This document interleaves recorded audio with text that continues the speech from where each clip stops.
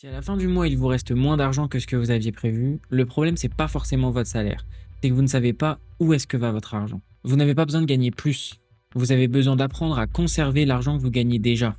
Le but de cette vidéo, c'est pas de vous rendre riche, c'est de vous apprendre comment ne pas faire n'importe quoi avec votre argent. Aujourd'hui, un Français sur deux avoue être à découvert au moins une fois par an. Et 8% des Français sont à découvert tous les mois. C'est dramatique. Et je voudrais rapidement aborder le pourquoi. Premièrement, on a tendance à se laisser aller avec nos finances. On reçoit le salaire, on laisse tout sur un seul compte, on dépense quand on en a besoin, et s'il reste un peu d'argent à la fin du mois, bon, c'est tant mieux. Sauf que le problème est là. L'argent, ça ne se gère pas au hasard. Il faut des règles et un cadre à respecter. Sinon, le découvert arrive très vite. Deuxièmement, on sous-estime les dépenses courantes. Par exemple, le petit café le matin avec les viennoiseries. Bon, ce genre de dépenses, c'est quelques euros sur le moment, mais ça peut vite devenir des centaines d'euros à la fin de l'année. Et enfin, et c'est le plus grand problème à mon sens, le manque d'éducation financière dans le système scolaire. C'est un grand absent des programmes, alors que c'est quelque chose qui va nous servir toute notre vie, et ça peu importe qui on est ou le métier qu'on fait. Pour contrer tout ça, je vais vous donner quelques conseils qui serviront de base à votre éducation financière. Et à la fin de cette vidéo, vous saurez exactement par où commencer pour arrêter de perdre de l'argent.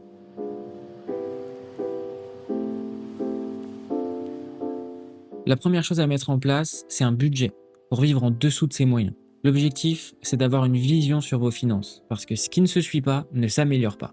Pour commencer à le construire, il suffit de répertorier vos revenus, les dépenses fixes et les dépenses variables. Et voilà, c'est aussi simple que ça. On peut aussi ajouter l'épargne dans le budget. Si vous avez déjà un objectif, c'est super. Ensuite, il faut définir une limite pour chaque dépense, parce qu'en soi, aucune dépense n'est mauvaise, mais il faut fixer une limite. Attention, le but, c'est pas de se dire j'arrête de vivre. Le but, c'est plutôt de se dire je fixe une limite claire. D'ailleurs, je vous encourage à ajouter une catégorie plaisir, qui représente une somme par mois que vous pouvez dépenser comme vous le voulez, sans aucune culpabilité. Donc pas d'interdiction, juste des plafonds. Que si vous n'avez pas de limite, vous dépasserez toujours. Une fois que les limites sont définies, il faut pouvoir traquer ses dépenses. Pour ça, il y a plusieurs solutions, mais moi je vous recommande Bankin parce que la version gratuite est largement suffisante pour ça. Maintenant que les dépenses sont catégorisées, limitées et traquées, il faut structurer tout ça. L'idéal est d'avoir un compte pour chaque catégorie de dépenses. Ça permet d'avoir une vision claire sur le budget restant. Je vous recommande fortement l'utilisation d'enveloppes comme peut proposer Soumeria et Revolut.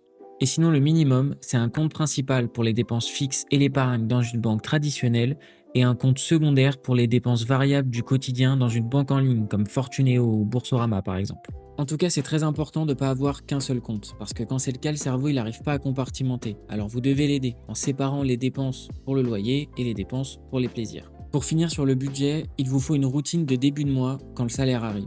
Déjà, faire les virements sur les différents comptes. Et ensuite, l'épargne. Au début du mois, pas à la fin, c'est très important. Mais ne soyez pas trop gourmand. Si vous mettez la moitié de votre salaire en épargne dès le début du mois et que vous tapez dedans tout au long du mois, ça sert à rien. Une fois que l'argent est épargné, on n'y touche plus.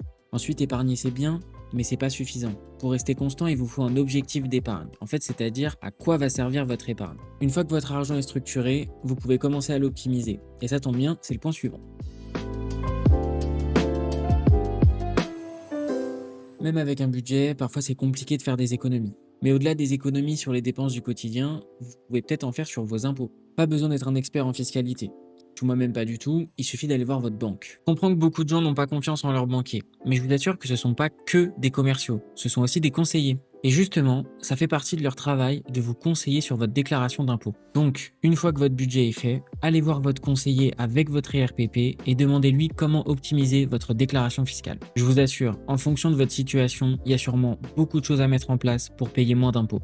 Une fois que le budget est créé, que votre déclaration d'impôt est optimisée, vous pouvez peut-être commencer à créer de la richesse et investir. Parce que optimiser, c'est protéger ce que vous avez, ça n'enrichit pas. Investir, ça empêche de perdre de l'argent inutilement et c'est décider de ce que vous voulez construire. Bon, investir d'accord, mais investir dans quoi?